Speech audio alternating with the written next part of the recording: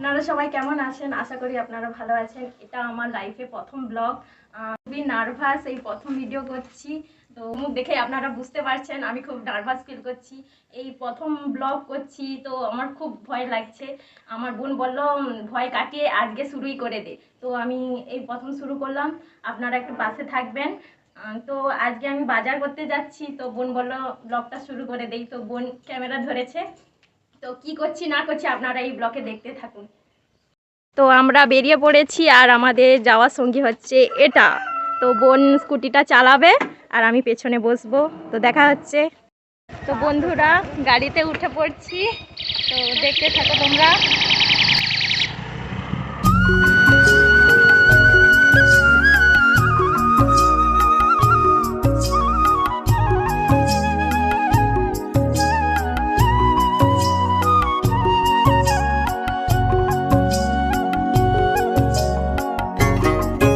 এসে গেছি এবার গাড়ি রাখা স্ট্যান্ডে। বোন গাড়ি রাখছে, স্ট্যান্ডে দাঁড়িয়ে আছি, বাসের জন্য অপেক্ষা করছি, বাস কখন আসবে। এবার বাসে উঠবো আমরা, বাস চলে এসেছে। বাস থেকে নেমে পড়েছি, এবার যাচ্ছি। কয়েকটা ওষুধ কেনার ছিল।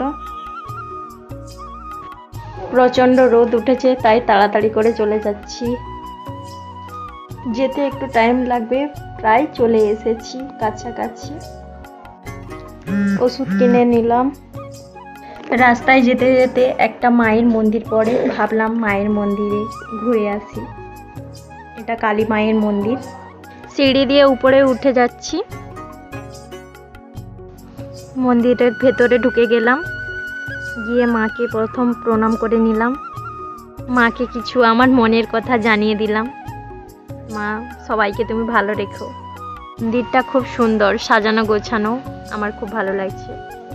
মন্দিরের সিঁড়িতে দেখুন কত সুন্দর ফুল গাছ লাগানো হয়ে আছে, তাই আমি একটু হাত দিয়ে দেখছি গাছগুলোকে, খুব সুন্দর লাগছে আমার।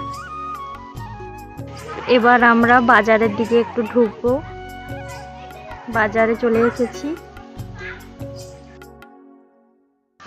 আমার প্রচণ্ড খিদে লেগেছে, তাই মিষ্টি দোকানে ঢুকবো। ঢুকে পড়েছি দোকানে।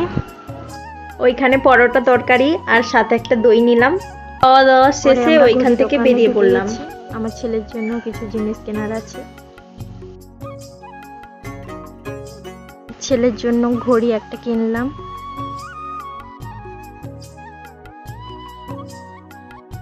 নিজের জন্য কিছু সানগ্লাস দেখছিলাম, ট্রাই করে কেমন লাগছে আমাকে।